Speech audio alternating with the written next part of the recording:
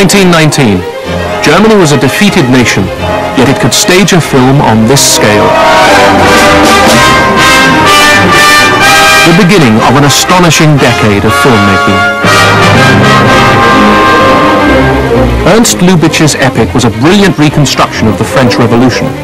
It was also a mirror of its time, for Germany itself was in revolution.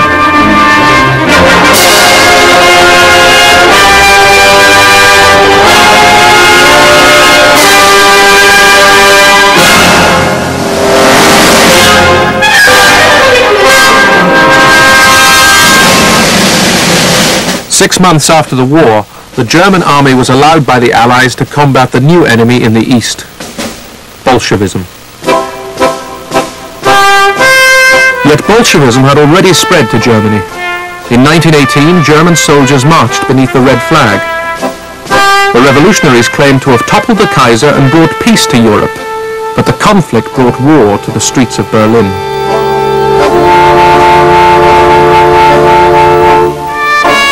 The returning soldiers found their families suffering just as they had suffered at the front. Starvation gripped the population as the British maintained their blockade a year after the armistice. None of this was reflected in the cinema. Filmmakers could escape to the sanctuary of their studios, where everything was under control. Here, the puppet master is Ernst Lubitsch, the former Jewish comedian, beloved for his impish sense of humor.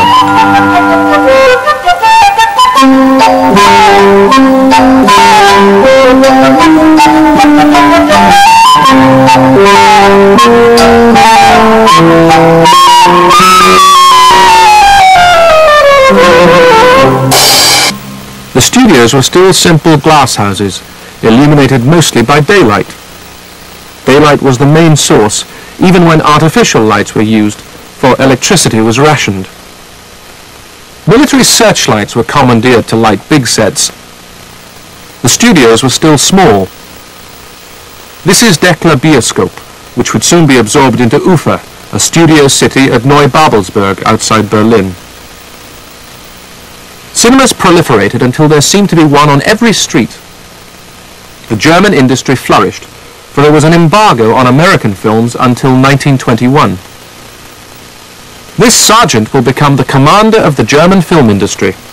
Erich Pommer had created during the war a company out of the French éclair called Dekla. Soon it will be absorbed into Ufa, and Pommer will become head of production.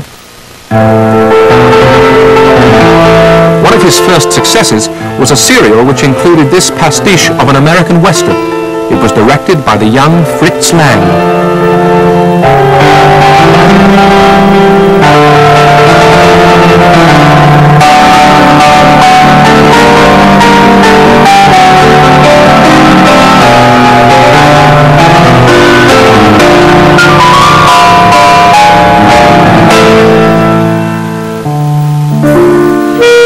In the new Republic, censorship was relaxed. A series of Enlightenment films appeared. Nudity seemed inseparable from stories of prostitution and drug addiction.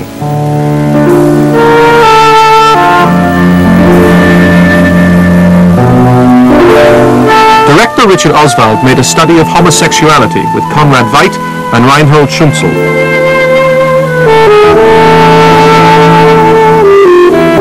After 18 months, censorship was reimposed.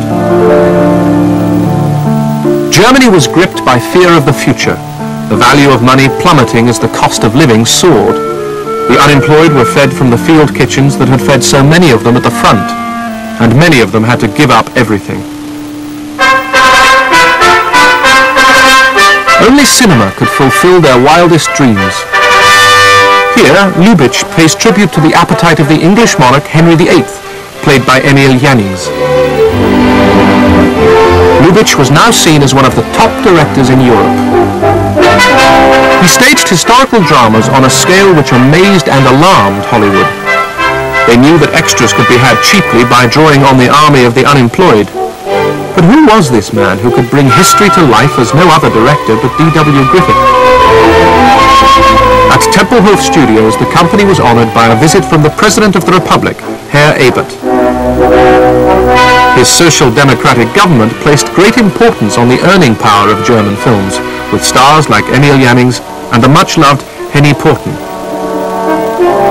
But to the extras, hungry and disillusioned, the sight of the president was an incitement.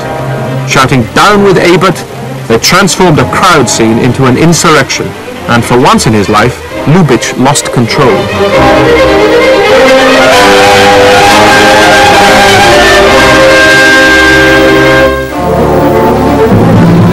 The political and social upheavals Germany had suffered after the war had affected every part of society.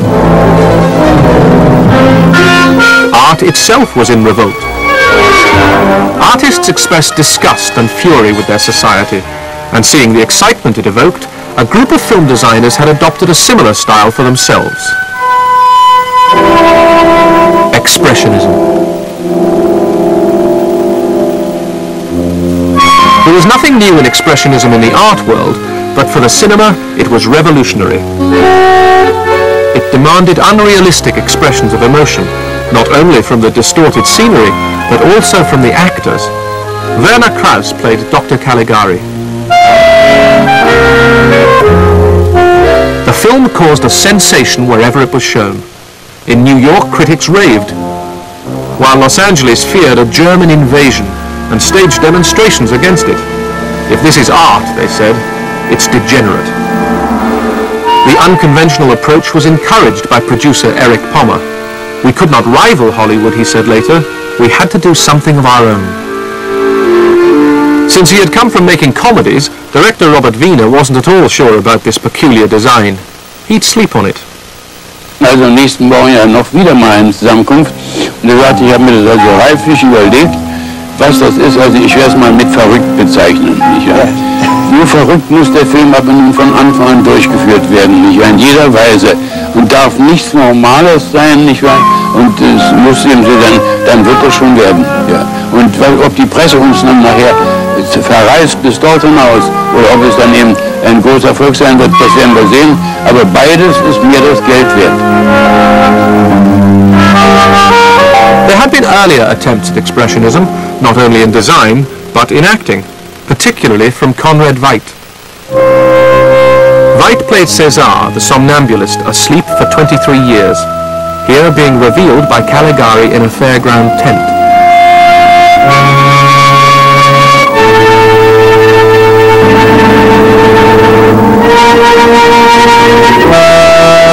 The acting and design were so startling that film people argued over the contribution of the director. The controversy about Caligari was that the director did nothing for the quality of the film. It was three art directors, Rohrig, Warm and Reimann, did everything. And that the director did nothing to it. Now I say that the director was a great director, the way how he integrated his actors into the sets.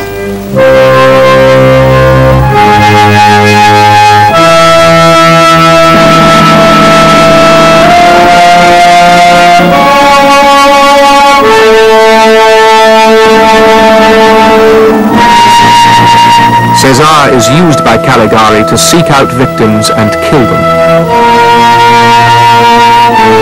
The victim is Lil Dagobah.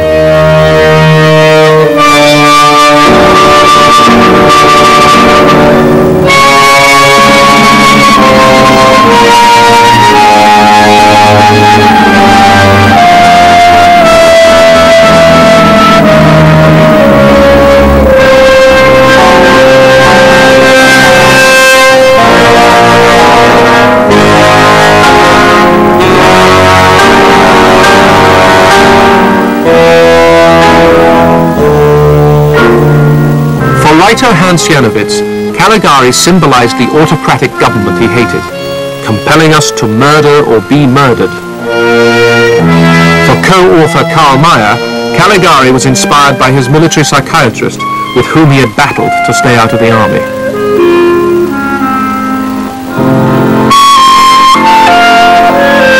The story is told through the eyes of a student, who searches for the mysterious murderer and reveals it to be the respected head of a lunatic asylum, Dr. Caligari.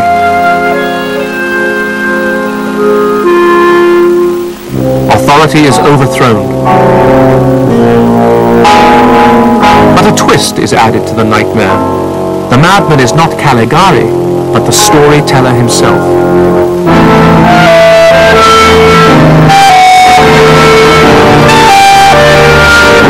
The benevolent doctor soothes his tortured patient.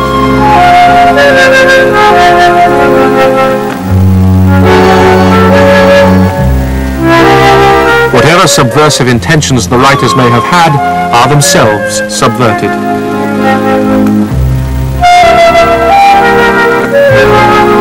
There is, after all, no overthrow of authority.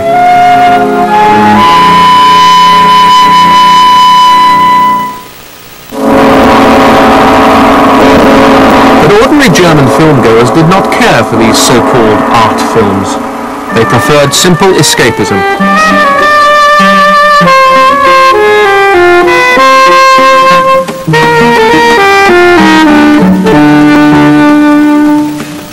Adventure in foreign lands was far more popular, like this serial. Produced by Joe Mai, Fritz Lang worked on it as an assistant. If you had no money, you could still go to the cinema with lumps of coal. In the deepest depression, the cinema flourished. 1923 was the year of the Munich Putsch, when General Ludendorff marched with Hitler against the Weimar Republic. They were arrested, and Hitler was jailed. Newsreel cameras caught the occasional glimpse, but hardly any films were being made about the inflationary period, the most cataclysmic in the brief history of the German nation. A loaf of bread reached 1 billion marks. To survive, you had to be paid at lunchtime, or your wages might not cover your family's evening meal. Film editor Julia Wolf came to Berlin from England. Life in Germany in the 1920s was quite crazy. The mark had dropped and it had no value at all, and the women were selling themselves for a pair of stockings.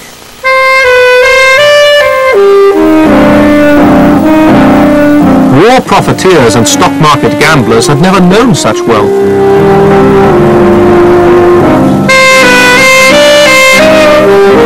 Families sold their last possessions, while the day's wages for a small firm needed special transport. A defeated Germany was now utterly humiliated.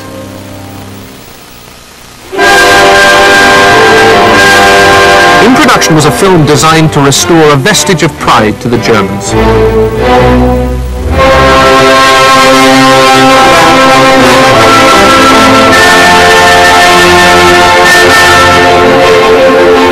The film was dedicated to the German people.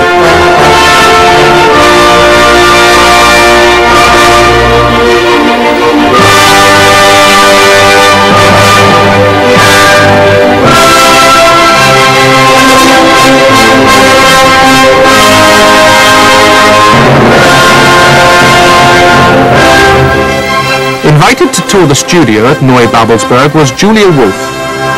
And then finally they took us to the Great Dragon, of which they were terrifically proud, and justifiably so, because nothing had ever been created like it for films before, and it was enormous, and it had blinking eyes.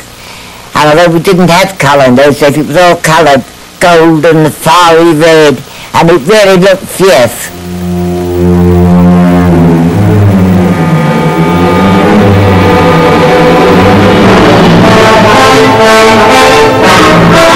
The designer of the Dragon was Karl Vollbrecht, and Eric Kettelhut was an art director.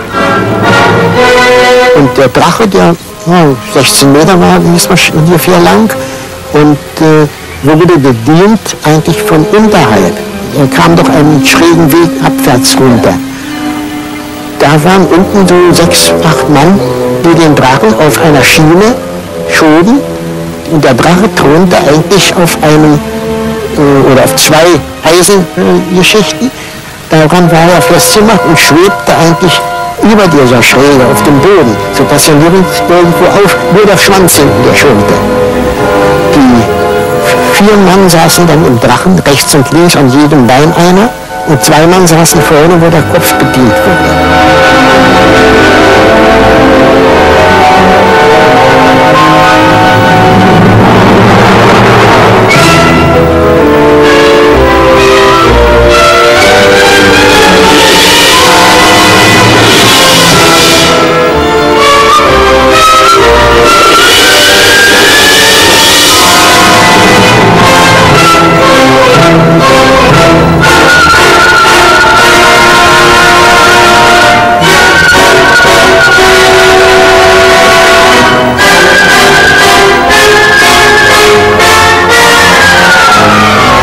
Siegfried bathes in the dragon's blood. The Nibelungen has taken on a new resonance, as if Fritz Lang and his team had predicted rather than recreated. Nibelungen is the beginning of the Nazi style. If you see Nibelungen now, you think it could have been staged by Benno von Arendt as one of the rallies.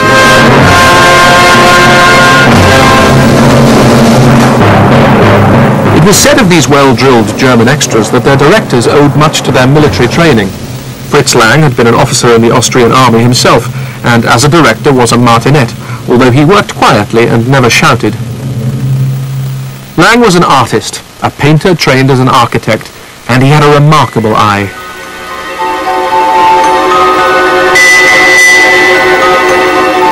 Scenes like these deeply impressed Hollywood directors like King Vidor. Vidor said to me, in Hollywood, the cameraman lights the star. In Europe, he lights the set. And there you have it, and you see it incomparably in those great German silent films. It's the design, the decor which is doing the work, really telling the story.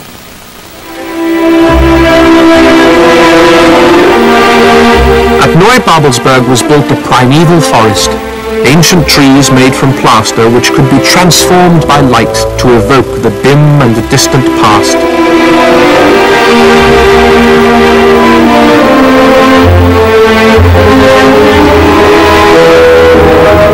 Lang rejected Wagner's version and made his own film from the Teutonic myths.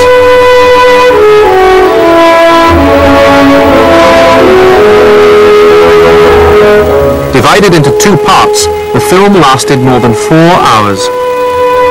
The fact that the German films were slow-moving, I cannot recall worried me in the least, because one could feast one's eyes on the design, which possibly one was supposed to do. And that somber pace was so much part of the somber stories, so many of them told. It wasn't until the horror of inflation was over and the money supply had been stabilized that the Germans made a film about it. It was significant that G.W. Pabst could find no money in Germany for his story and only got backing from France. Bedecked in borrowed finery, Asta Nielsen gave a tragic portrait of a poor girl, now a rich man's mistress, who turns on her lover.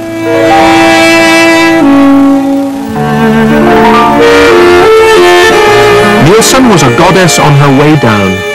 In the same film was a goddess on her way up. Greta Garbo from Sweden. Garbo played a middle-class girl driven to prostitution.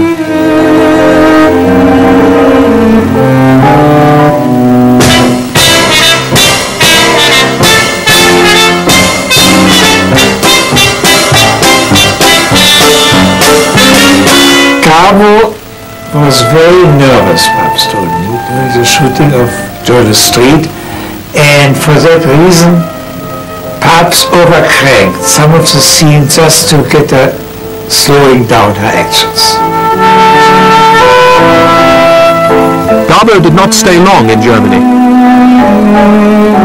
Louis Binimer, visiting Berlin, invited her with her mentor, Moritz Stiller, to the MGM studios in Hollywood.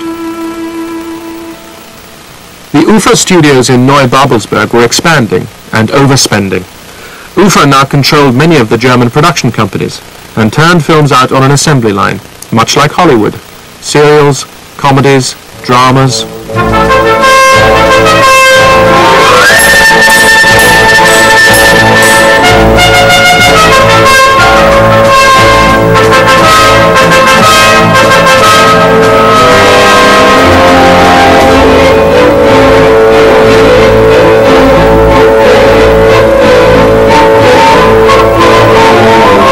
The old Zeppelin hangar at Starken was used as a studio outside Ufa. Here, sets could be built to a height of 80 feet. The simple days of a glass roof and a camera are gone for good. This studio is equipped as well as any in Hollywood. It even had tram rails laid for street scenes. Handling all this equipment, as well as vast crowds of extras, required a smooth and efficient production machine. L'Allemagne a une supériorité sur les Français, c'est une obéissance absolue, sans contestation. Il n'y avait pas de contestation. Quand on avait décidé que ce serait ça, c'était pas autre chose. There was a strong sense of purpose now that Germany was producing more films than any other country in Europe. But things could still go wrong, as parodied in this film about an assembly cutter who has to get a print ready by 6 o'clock for an important premiere of a film starring Lil Dagova.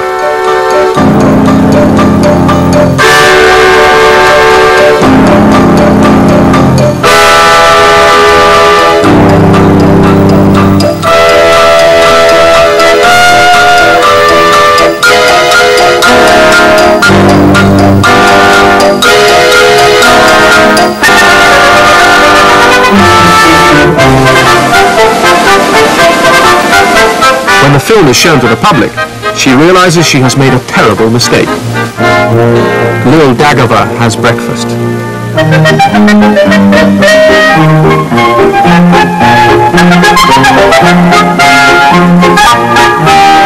thing that impressed me most about the Germans were they were such a mixed bunch. They weren't keen on politics, they weren't keen on anything except films. One of the greatest gifts the German studios brought to cinema was what they called the unchained camera, a dazzling freedom from the tripod seen first in films by Lupu Pick and Murnau.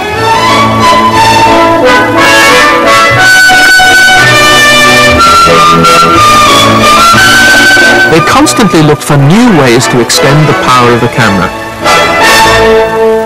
A man's sensation of being crushed and pursued by his surroundings was brilliantly achieved by the use of double exposure and mobile sets.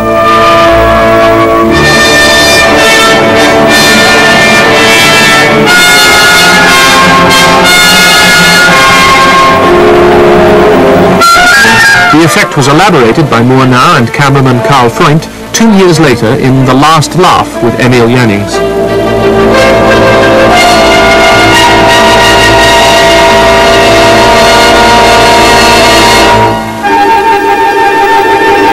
This was the film that showed the world in 1924 that the camera had no limitations. Producer Erich Pommer had said, "Try to invent something mad." Pushing the camera across the lobby on a bicycle seemed mad enough at the time. Mounting it on Karl Freund's ample stomach attached to the electricity supply seemed positively hazardous, but they went further. This model demonstrates how they zoomed before the invention of the zoom lens, suspending the camera like a cable car.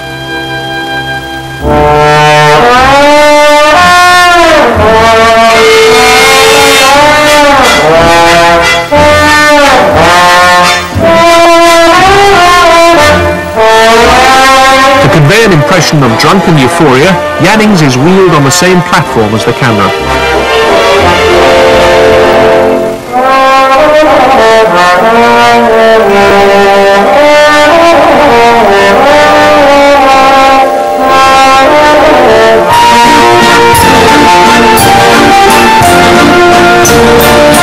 Jannings starred in an even more adventurous film the following year, set in a circus and involving camera work by Karl Freund, which brought yet more admiration to German filmmakers.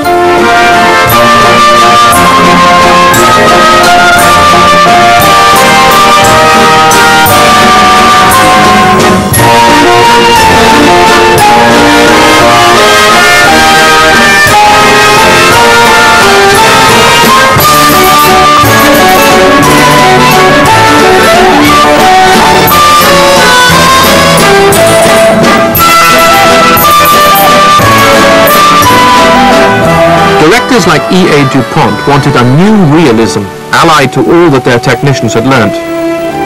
Jannings and Lier de Putti played their roles much more naturalistically than in the Expressionist days.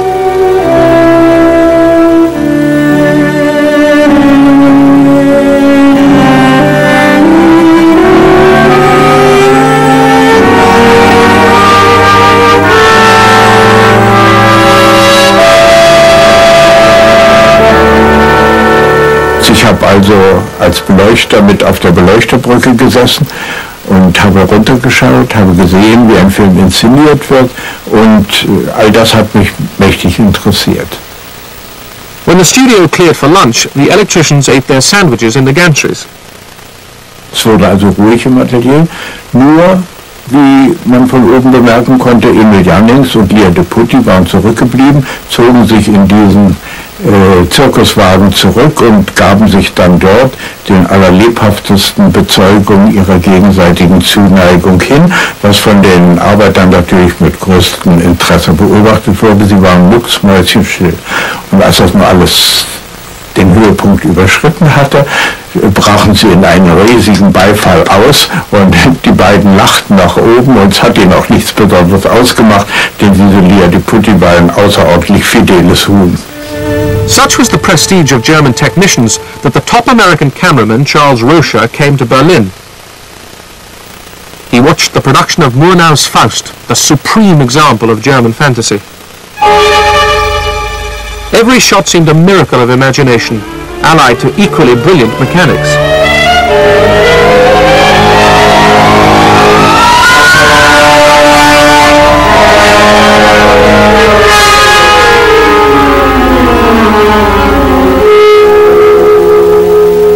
The design was derived from old engravings rather than Expressionism, and the flight sequence required a whole stage at Tempelhof Studios.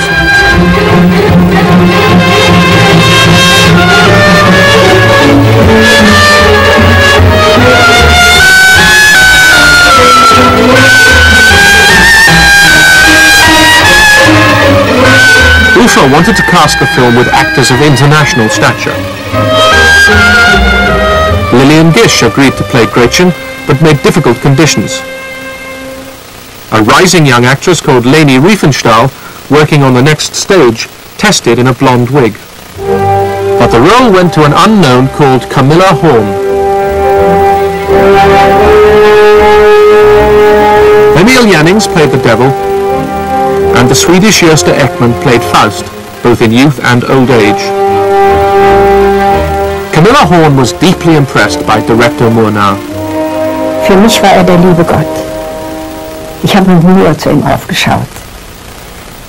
Und ich tat alles, was ich ihm von den Augen ablesen konnte. Denn ich wusste, dass mich mochte, sehr mochte. Aber er war eher streng zu mir, war sehr streng. Im Gegenteil, man hat mich zum Beispiel durch das ganze Atelier, durch den Schnee geschleift, an diesen Eisenketten, als er mich zum Scheiterhaufen brachte. Und da war natürlich, also ich musste Widerstand leisten, und man hatte nackte Beine unter meinem Büßergewand.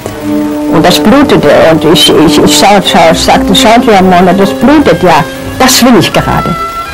Also ich weiß nicht, ob man so etwas nennen kann, das war beinahe ein bisschen sadistisch, aber er war es trotzdem nicht. Gretchen, accused of killing her baby, is burned at the stake.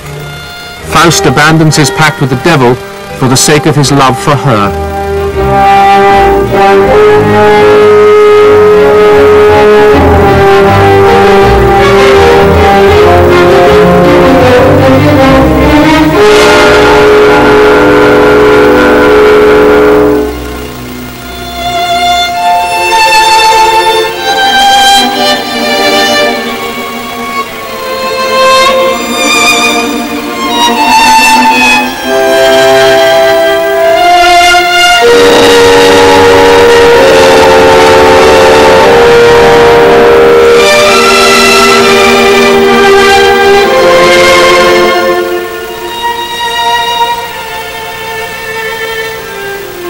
Faust was the last German film to be made by Murnau.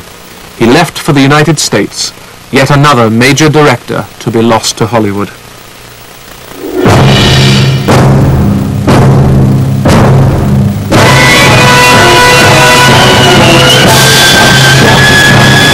Bursting upon Berlin in 1926 was a masterpiece from Soviet Russia, the music by a German composer, Edmund Meisel.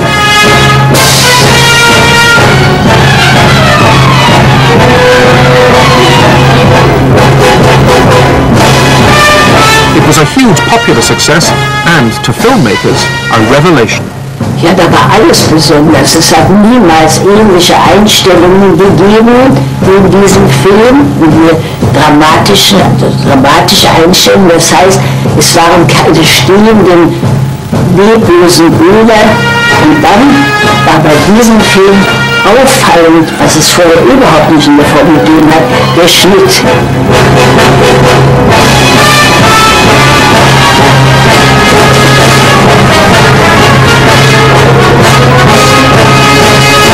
Und dieser Film hat mich tatsächlich sehr aufgewühlt und von diesem Augenblick hatte ich das Gefühl, dass Film Kunst sein könnte.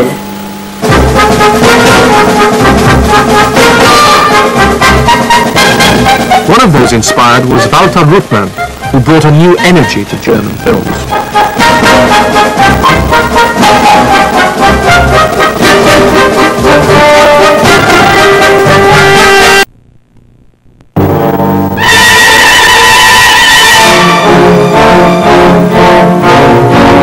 Fritz Lang made social comment through a monumental vision of the future, written by his wife, Thea von Harbu, in which the working class is kept literally underground and out of sight.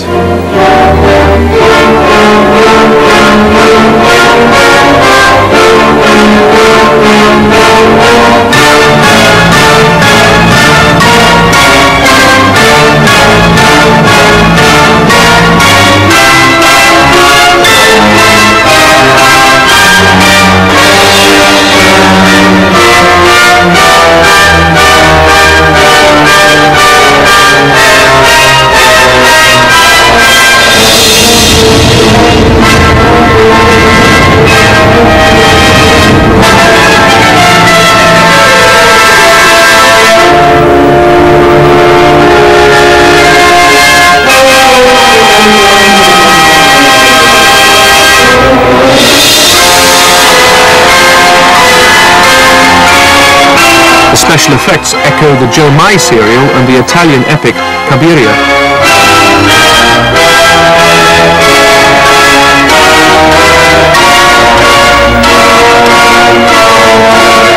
Massive sets were made still more massive by the ingenious Schuftan process. A figure is seen through a hole in a mirror. The mirror reflecting a small model, making it seem full size by comparison. A stage at Babelsberg, photographed through a mirror which reflects miniature skyscrapers, is transformed into a city of the future.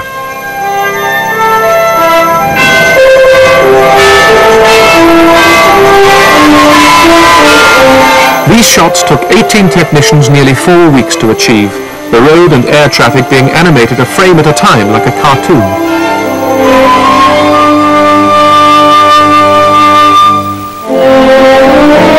The film concluded with a message for capital and labour, that between the head and the hand must be the heart.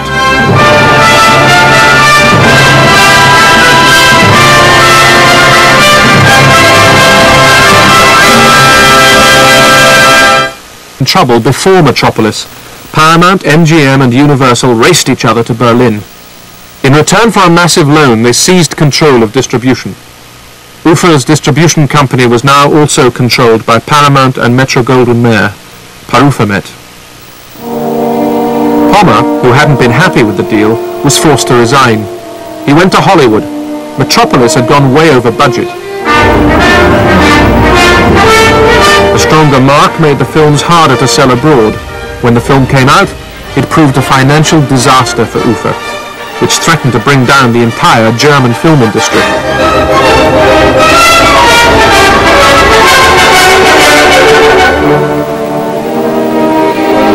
To save the flagship of the German film industry, the right-wing press baron, Alfred Hugenberg, moved in to take control.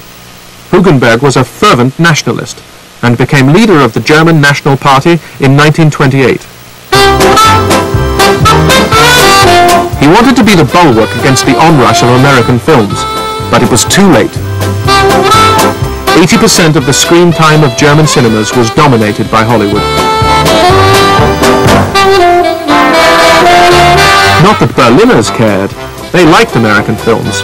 The stabilization of the mark had brought back the gaiety of the pre-war years.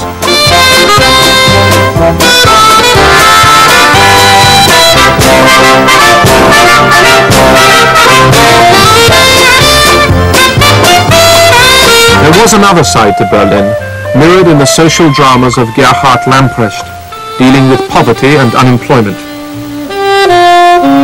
Lamprecht was a maverick, not part of Expressionism or any other style, and unjustly overlooked by film history.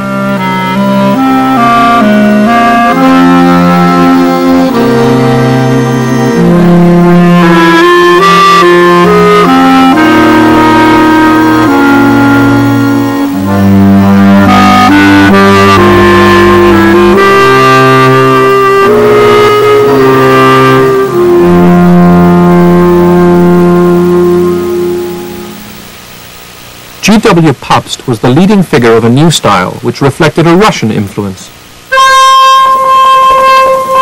A lost diamond has been recovered.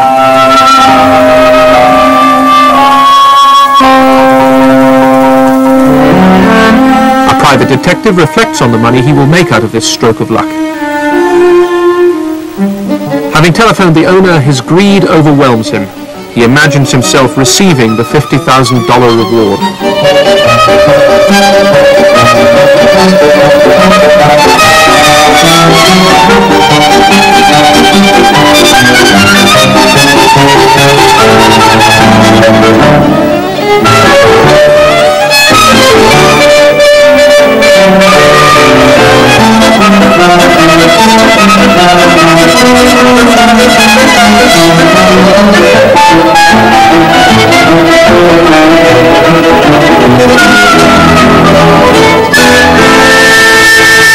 I thought that was the future of silent films, that they would develop that excellence, and that's why I was horrified at the thought of talking pictures. Talking pictures had already arrived in America, but with the huge costs involved, Europe was holding back. Some of the finest German silence would be made in the next 2 years.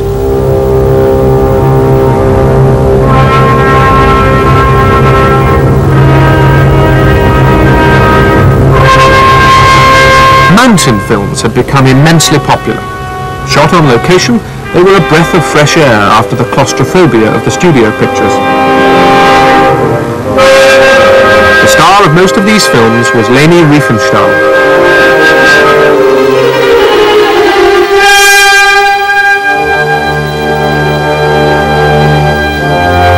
The White Hell of Pitzpaloo was made on location in the Engadine.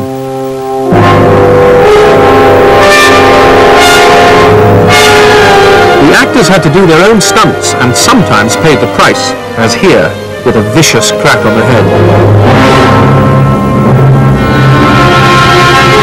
Trapped high on a mountain, the girl's husband is badly injured.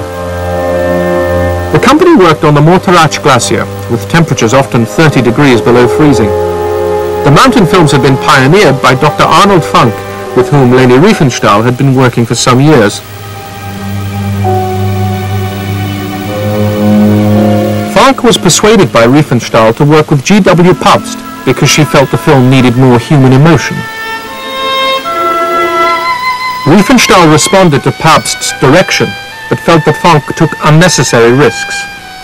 Und denken Sie, stellt euch vor, ich bin ungefähr 5 Meter hochgezogen, hat doch der Funk, ich muss sagen, dieser Kerl, damals war ich wütend auf ihn, durch eine vorbereitete Sprengung mit Dynamit eine ganze Eislawine auf mich runterstürzen lassen. Ich bin fast verrückt geworden, denn der Staub ging mir in die Nase, in die Ohren rein. Und nicht nur das, ich habe geschrien, aufhören, aufhören, ich halte das nicht mehr aus. Und dann haben die aber darauf gar nicht gehört. Die haben mich einfach weitergezogen bis zur Kante und über die Eiskante, sodass ich also mindestens 2 Wochen blaue und grüne Flecke am Körper hatte. Ich hätte ihn damals umbringen können, Frank, so wütend war ich. Aber das hat er mit uns allen so gemacht. The film was a tremendous international success, and a triumph too for Riefenstahl, who, thanks to Pabst, emerged a bigger star than ever. Pabst had a knack of making stars. To play the role of Lulu, which Asta Nielsen had performed 5 years before, he had brought Louise Brooks from America. Pabst was reversing a trend. Instead of creating a German star only to lose her to Hollywood, he took an American actress and made her a star.